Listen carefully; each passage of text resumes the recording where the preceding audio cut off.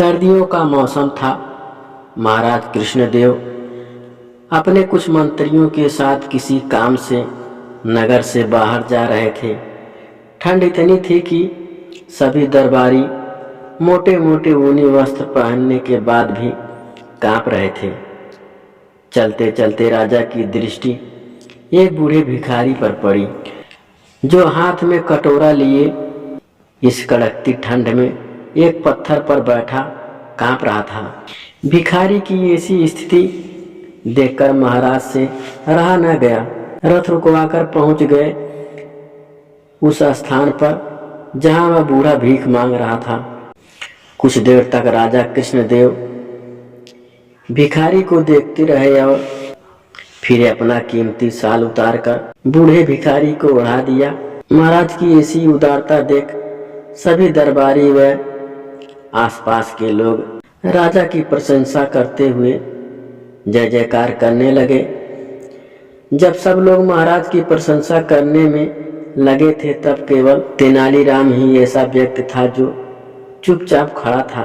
तेनाली को चुप देख राजा पुरोहित को बोलने का अवसर मिल गया।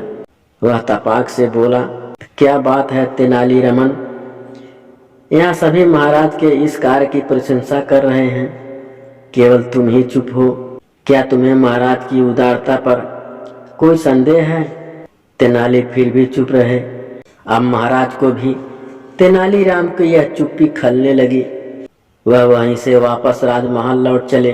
पूरे रास्ते राजपुरोहित तेनालीराम के विरुद्ध महाराज कृष्णदेव को भड़काता रहा। अगले दिन जब दरबार लगा तो सबसे पहले दरबार में महाराज ने तेनालीराम को संबोधित करते हुए पूछा, लगता है तुम्हें स्वयं पर अधिक घमंड हो गया है, तभी कल तुम चुपचाप खड़े थे। महाराज के पूछने पर तेनालीराम कुछ नहीं बोले। अब तो महाराज तिलमिला उठे और तेनालीराम को 1 वर्ष के लिए देश निकालने की सजा दे डाली। सजा सुनाते हुए महाराज ने कहा, तुम अभी विजयनगर को छोड़कर चले जाओ और जाते समय अन्य सभी कुछ यहीं छोड़कर केवल 1 वस्त्र अपने साथ ले जा सकते हो। बताओ तुम क्या साथ ले जाना चाहते हो?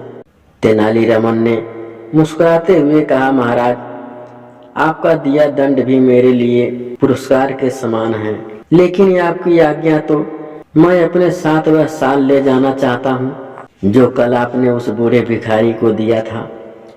तेनालीराम की बात सुनकर दरबार में उपस्थित सभी दरबारी और महाराज सन्न रह गए। भला दिया गया शाल वापस कैसे मांगा जाए? ऐसा करना तो महाराज का अपमान जैसा होगा। अब चूंकि शाल का मामला दंड से जुड़ चुका था, इसीलिए महाराज ने आदेश दिया कि उस बूढ़े भिखारी को शाल सहित दरबार में उपस्थित किया जाए। आदेश का पालन करते हुए सैनिक कुछ देर में बूढ़े भिखारी को दरबार में लेकर आ गए। राजा कृष्णदेव ने उस भिखारी से कहा, कल जो शाल हमने तुम्हें दिया था वह हमें वापस कर दो, बदले में हम तुम्हें यह बहुमूल्य वस्त्र और शाल दे देंगे। राजा की बात सुनकर भिखारी घबरा गया और इधर उधर बगल में झांकने लगा। सैनिकों को जोर देकर पूछने पर उसने कहा, महाराज वह शाल बेचकर तो मैंने रोटी खा ली। बूढ़े भिखारी के मुंह से यह बात सुनकर महाराज कृष्णदेव क्रोधित से भर गए, परंतु बात उनके सम्मान की थी, इसीलिए उन्होंने भिखारी को आगे कुछ न कहते हुए दरबार से चले जाने का आदेश दे दिया। अब वे तेनालीराम की ओर देखते हुए बोले, हमें सीधे साधे जवाब दो, कल तुम चुप क्यों थे? क्या कल तुम्हें हमारा कार्य पसंद नहीं आया? तेनालीराम हाथ जोड़ते हुए कहने लगा, क्षमा करें महाराज, आपको मेरी चुप्पी का उत्तर भिखारी से मिल गया। भिखारी को कीमती शाल की नहीं बल्कि पेट भरने के लिए रोटी की जरूरत थी। मैं आपको शाल देते हुए रोक नहीं सकता था, इसीलिए चुप रहा। राजा कृष्णदेव राय को तेनालीराम की बात जच गई। उन्होंने तभी अपने मंत्रियों को आदेश दिया कि नगर में ऐसा प्रबंध करो ताकि किसी भी नगरवासी को पेट भरने के लिए भीख न मांगनी पड़े।